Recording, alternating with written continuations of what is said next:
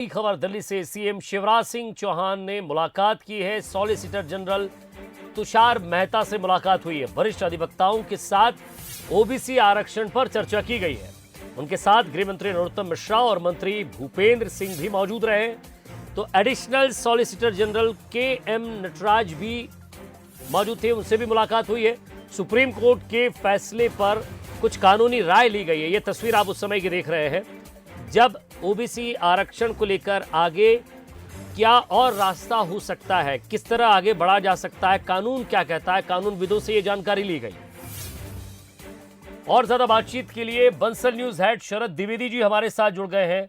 शरद जी, ये तस्वीर ये कहती है, ये बताती है कि फिलहाल यहां सरकार की मंशा ये साफ होती है कि वो इस लड़ाई को आगे तक लड़ेंगे और कोशिश ये कि कोई ना कोई ऐसा रास्ता जिससे ओबीसी का भला हो जाए उसको निकालने की कोशिश जरूर रहेगी। बिल्कुल, आपने ठीक कहा। सॉलिसिटर जनरल तुषार मेहता से मुलाकात मध्य प्रदेश सरकार के इसी इंटेंशन को शो करती है।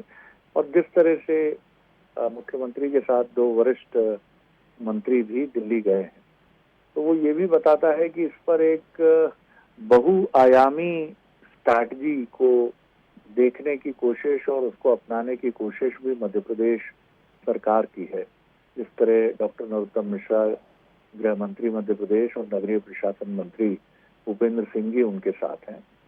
और तुषार मेहता जी के साथ सॉलिसिटर जनरल के साथ ये जो बैठक है, इसमें जो तमाम तथ्य और कागजात उनके समक्ष प्रस्तुत किए गए हैं जो अब तक न्यायालयीन कार्रवाई का हिस्सा रहे हैं, और इसी के साथ आगे क्या हो सकता है, किस तरह से चीजें सरकार देख रही है कि वो जो चाहती है कि ओबीसी आरक्षण के बिना चुनाव ना हो, तो उसका क्या मैसेजिंग है, उससे कैसे हम आगे बढ़ सकते हैं, उसके कानूनी प्रावधानों पर चर्चा हुई होगी। और उसी से अवगत होने के लिए और उस दिशा में पहल करने के लिए ये बैठक बहुत महत्वपूर्ण बैठक हुई है।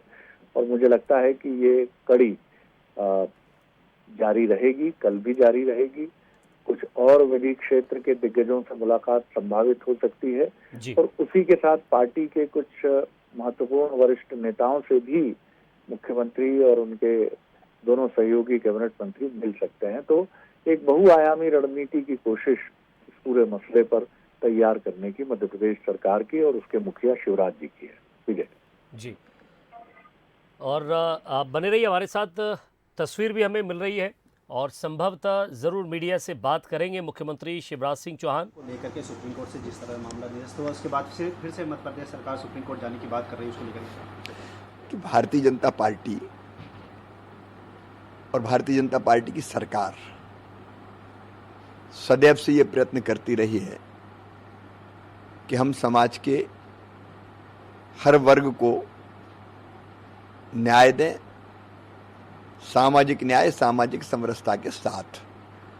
इसलिए हमने सदैव प्रयास किया कि ओबीसी को भी उसके अधिकार मिलना चाहिए। मध्य प्रदेश में पाप कांग्रेस ने किया। चुनाव की प्रक्रिया प्रारंभ हो गई थी पंचायत के, लेकिन कांग्रेस के कार्यकर्ता कोर्ट में गए और उसके कारण बाद में स्थिति ये आई कि ओबीसी के आरक्षण के बाद चुनाव करा लिए जाएं। आज हम अपनी पूरी टीम के साथ गृह और विधि मंत्री और नगरीय विकास मंत्री, हम सब यहाँ विधिवेत्ताओं से मिले, विधि विशेषज्ञों से मिले, एडवोकेट्स की टीम से मिले और प्रमुख रूप से सॉलिसिटर जनरल साहब के साथ भी हम बैठे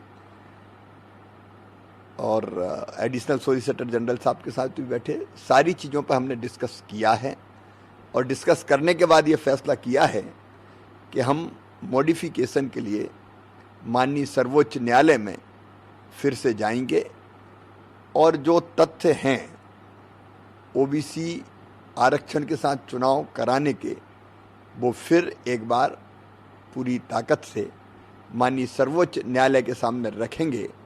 और हम ये विश्वास करते हैं कि ओबीसी को न्याय दिलाने में हम सफल होंगे। सर, कानून के जानकारों से आपकी बात हुई, उन लोगों ने क्या मतलब कुछ कहा है कि सुझाव इस रूप में सकारात्मक आने की नहीं, फैसला यही किया है कि मॉडिफिकेशन के लिए हमको जाना चाहिए। कई नए तथ्य हैं, उन तथ्यों को लेकर हम लोग जाएंगे। सर, चुनाव को अब क्या रहेगा? अभी पंचायत चुनाव अभी रोक रहेगी या? हमारा प्रयास है कि ओबीसी आरक्षण के साथ चुनाव। चलिए, तो सरकार का प्रयास है कि ओबीसी आरक्षण के साथ चुनाव हो और ओबीसी को न्याय दिलाने की बात उन्होंने कही है। साथ ही साथ उन्होंने कहा है कि नए मॉडिफिकेशन, जो नए तथ्य उसमें आएंगे, उन तथ्यों को लेकर बातचीत होगी और उन तथ्यों को न्यायालय में प्रस्तुत किया जाएगा। शरद जी, आपने पूरी बात सुनी होगी मुख्यमंत्री जी की। साफ तौर पर उनकी मंशा है कि कुछ नए तथ्य हैं, उन तथ्यों के साथ ओबीसी को न्याय दिलाया जाए। निश्चित तौर पर विजय, और जो बात हम कर रहे थे कि एक बहुआयामी रणनीति बनाने की कोशिश है, विधि वेत्ताओं के एक बड़े एक्सपर्ट समूह से मुख्यमंत्री और उनकी टीम मिली है। विधि मंत्री भी हैं डॉक्टर नरोत्तम मिश्रा और नगरीय विकास मंत्री भूपेंद्र सिंह जी। तो कोशिश यही है कि solicitor general, additional solicitor general और जो वरिष्ठ अधिवक्तागण हैं सुप्रीम कोर्ट के, उनसे मिलकर मुख्यमंत्री जी की कोशिश यही है कि संशोधन इस आदेश में आग्रह प्रस्तुत किया जाए सुप्रीम कोर्ट के समक्ष कि इस आदेश में संशोधन के लिए इन बिंदुओं पर हमारा आग्रह है और कृपया एक बड़े वर्ग को न्याय और राहत पहुंचाने के लिए इस आदेश में संशोधन की मांग हमारी अपील है। तो मुख्यमंत्री अपने उसी कमिटमेंट के तहत अपनी टीम के साथ दिल्ली में है। उन्होंने अपनी बात सामने रखी है और अब गेंद निश्चित तौर पर न्यायालय के पाले में ही रहेगी। और उसके साथ मुझे लगता है दूसरे जो रिमेडियल स्टेप्स हैं, जब वो बीजेपी के केंद्रीय वरिष्ठ नेताओं से मुलाकात करेंगे जी, तो उन पहलुओं पर भी बात होगी जो संसदीय प्रक्रिया की गरिमा के अनुरूप उठाए जा सकने वाले कदम हैं, जिससे राज्य सरकार की मंशा और स्पष्ट होकर और बहुत क्लैरिफाई होकर पहुंचे लोगों तक भी और खासतौर से ओबीसी महकमे तक भी, ओबीसी कम्युनिटी की तरफ भी, कि वो ये समझें कि सरकार पूरी ताकत के साथ, पूरे कमिटमेंट के साथ उनके हक में खड़ी है और उनकी आवाज को बुलंद करने का पुरजोर प्रयास कर रही है। ठीक है जी। और वाकई इसे एक कानूनविद की तरह देखे, गृह मंत्री जी भी उनके साथ हैं, नगरीय प्रशासन आवास मंत्री भी उनके साथ हैं, दोनों साथ में। साथ ही साथ कोशिश ये कि कैसे एक नया रास्ता निकले, कैसे जो फैसला है उस फैसले पर आगे बढ़ा जाए, न्यायालय के सामने कुछ नए तथ्य प्रस्तुत किए जाएं। और एक बहुत महत्वपूर्ण बात उन्होंने ये भी कहा कि ये भ्रम और ये पाप फैलाने का काम कांग्रेस ने किया। उन्होंने बिल्कुल साफ तौर पर कांग्रेस पर भी निशाना साधा है। बिल्कुल विजय, कांग्रेस पर उन्होंने साफ तौर पर निशाना साधा है। आपने बिल्कुल ठीक बात कही है। उन्होंने बहुत स्पष्ट रूप से कहा कि कांग्रेस की तरफ से ये मसला न्यायालय की ड्योढ़ी तक पहुंचा और उसी की वजह से जो प्राप्त और जो डिजर्विंग एक रिजर्वेशन संविधान प्रदत्त ओबीसी के लिए रहा है, उनका इशारा उस तरफ भी था कि, या उनका एलिगेशन कह लीजिए, कि उसकी वजह से उससे भी वंचित रहने की तरफ ओबीसी की बात हुई है।